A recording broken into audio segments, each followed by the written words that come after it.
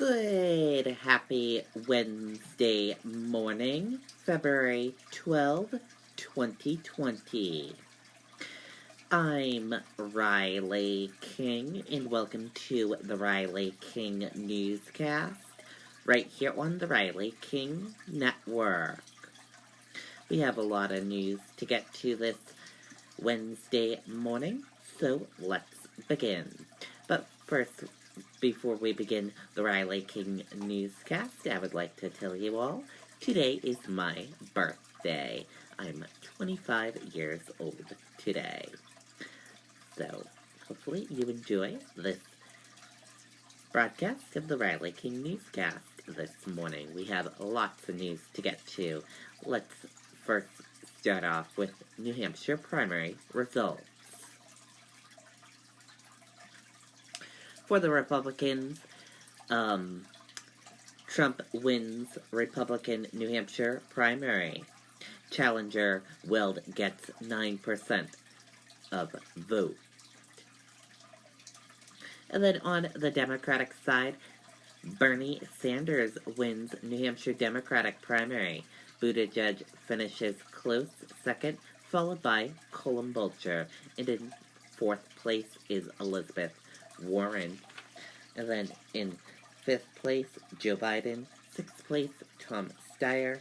Seventh place, Tulsi Gabbard. In eighth place, Deval Patrick.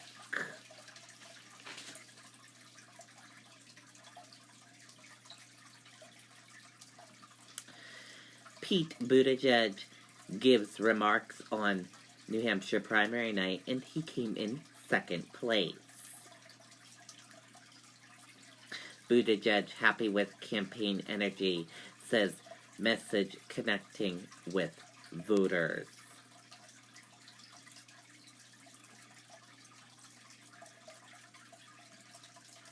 Eamon Cullen-Bulcher came in third place and delivered a speech to her supporters. Cullen-Bulcher addressed her supporters in New Hampshire Tuesday night after a strong performance in the Democratic primary race.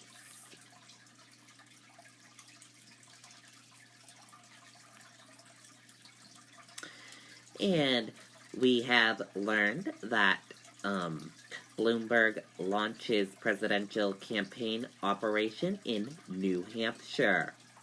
Dust barrel settles from first in the nation primary.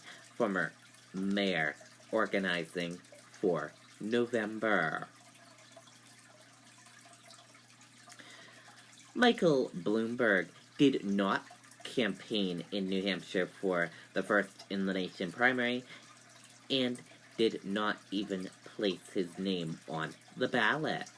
But with the dust barrel settled from Tuesday's primary, WMUR has learned the former New York City mayor is mounting a full-flagged general election campaign in the Granite State. Bloomberg, with his unlimited fiscal resources, will help Democrats up and down the New Hampshire ballot through the fall. He is making a significant investment through November in ensuring the state remains blue in 2020, his campaign said in an announcement shared with WMUR News 9. Leading his team in the state will be two top operation workers.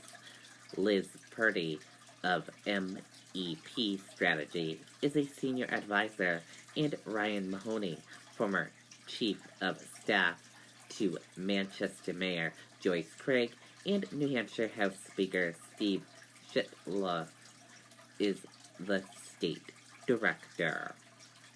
His campaign said it has initial plans to hire nearly a dozen staffers and will open its first office in Concord within the week.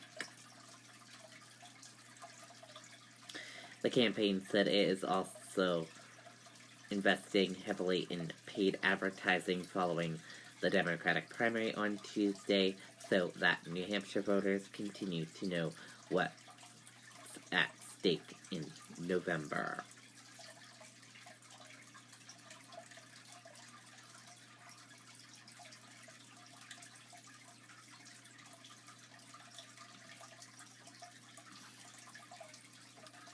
And, Andrew Yang suspends presidential campaign. Democrat first joined the race in 2018. Democratic Andrew Yang is suspending his presidential campaign.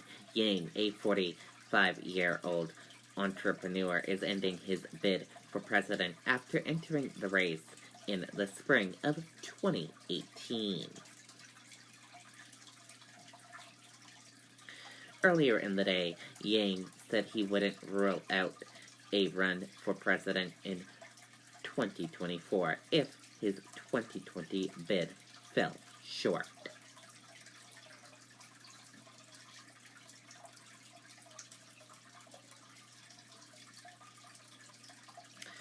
Michael Bennet, Democratic Michael Bennet, drops out of the presidential race.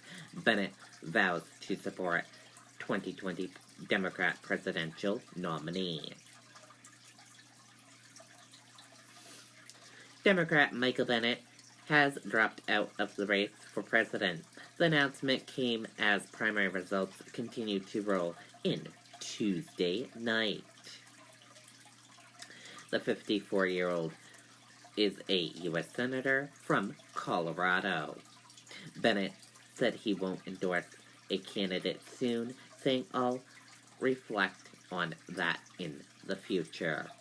Bennet did comment to endorsing whoever the Democrat presidential nominee will be.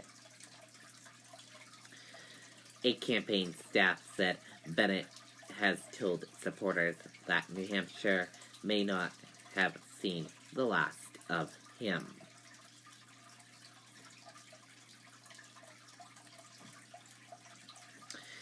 WMUR political reporter Jared Hill speaks about covering the New Hampshire primary. Let's take a listen to that video right now from WMUR News 9.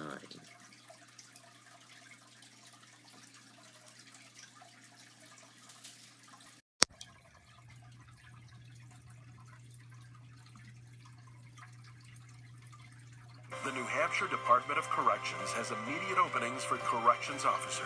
Apply today.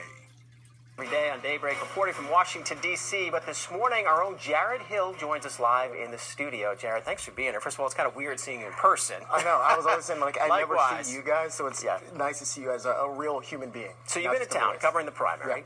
Yeah. It's your first one. What Yes. was it like? Describe the experience. I think the primary was extremely interesting here because you have a lot of folks in New Hampshire who really do cherish this first-in-the-nation primary status, take this really seriously here. So that was kind of just a fascinating thing to talk to voters who really do care about the importance of their vote here.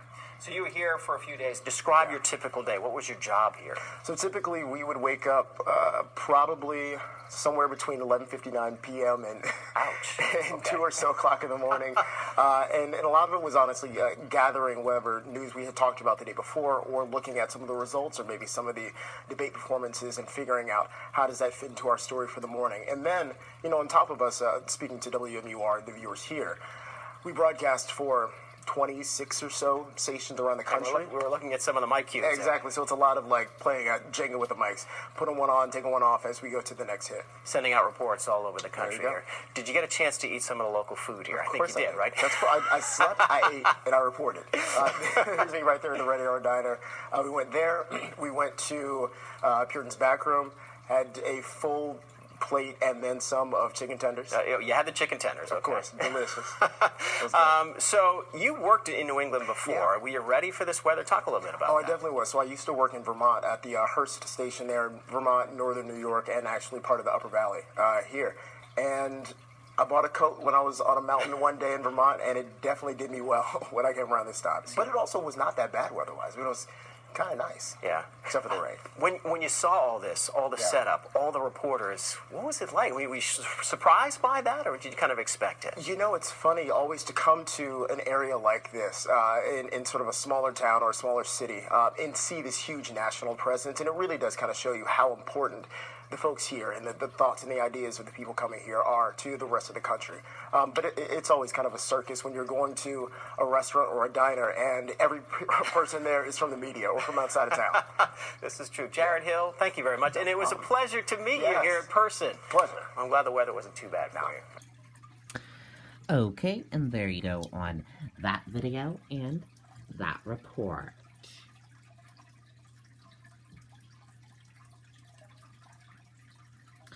Authorities in autopsy results released in death of woman at Timberland headquarters in Stratham. Victim's identity, cause of death released. Let's take a listen to that video from WR News 9.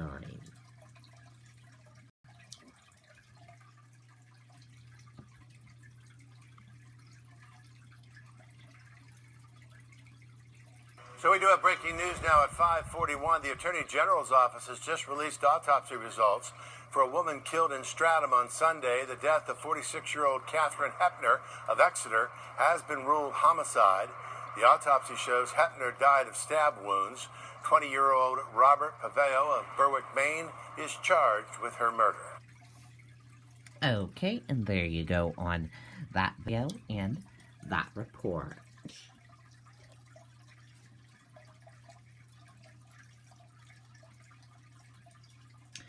U.S. features point to further gains after stocks hit new highs.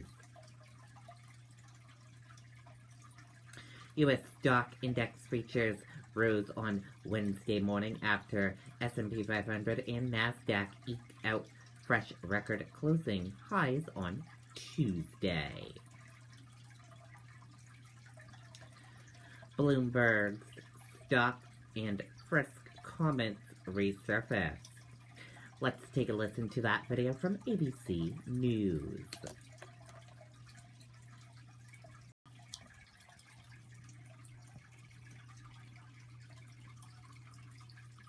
Former New York City Mayor Mike Bloomberg made early headlines right here in New Hampshire today. Not even on the ballot here, but what he did that convinced some voters to go with him in Dixville Notch. Of course, the first town to report results, a tiny sliver of a sample, but part of the tradition here, and Bloomberg coming in first. But the former mayor is also being forced to respond tonight to audio that's newly surfaced. On the recording, you can hear Bloomberg talking about the controversial police practice called stop and frisk. Here's ABC's chief White House correspondent Jonathan Karl tonight, also right here in New Hampshire. Michael Bloomberg isn't even on the ballot here in New Hampshire, but he scored a PR coup by coming in first in the tiny, tiny town of Dixville Notch. 2, 1. There are only 5 voters in Dixville Notch, and Bloomberg called most of them directly. He called several of us and talked to us and answered questions. After spending some $200 million on TV ads, Bloomberg is surging in national polls, even gaining support among African-American voters, up to 22% in one poll. But he is facing new criticism after a recording from 2015 surfaced of the former mayor defending his controversial stop and frisk policy. It gave police authority to detain people suspected of committing a crime and searching them for weapons. The targets, overwhelmingly black and Latino. 95% of your murderers and murder victims fit one MO. You can just take the description, Xerox it, and pass it out to all the cops. They are male minorities, 15 to 25. Bloomberg then bluntly described his policy. We put all the cops in minority neighborhoods. Yes, that's true. Why we do it? Because that's where all the crime is. And the way you get the guns out of the kids' hands is to throw them against the wall and frisk them. Today, one of Bloomberg's Democratic opponents took aim. Some people are saying flatly it's racist. What's your take? Well, yeah, certainly any law enforcement strategy that seems to regard people as profile rather than as human beings, especially seeing how this has disproportionately impacted black and brown Americans, is something that just has no place in an equitable future. Even President Trump tweeted out the audio with the caption, "Wow, Bloomberg is a total racist," before deleting the tweet. Although Trump himself has repeatedly promoted stop and frisk. It worked very well in New York. It brought the crime rate way down. Bloomberg himself apologized for his policy months ago, just after launching his presidential campaign. I now see that we could and should have acted sooner and acted faster to cut the stops. I wish we had. I'm sorry that we didn't.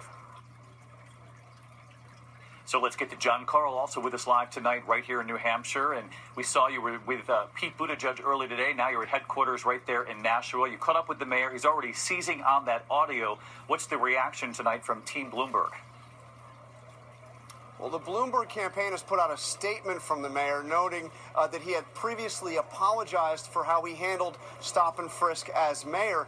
But, David, he offered no apology for his words. And, in fact, he spent most of the statement he released on this today attacking Donald Trump, saying to the president, quote, "I will do everything I can to defeat you."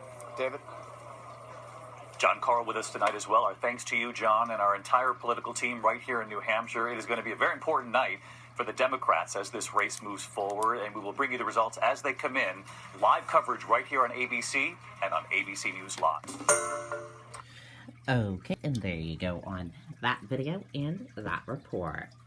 And that does it for this morning edition of the Riley King Newscast right here on the Riley King Network. I hope you all enjoyed watching, and have a great rest of your day, and I'll see you back here later on today for another newscast.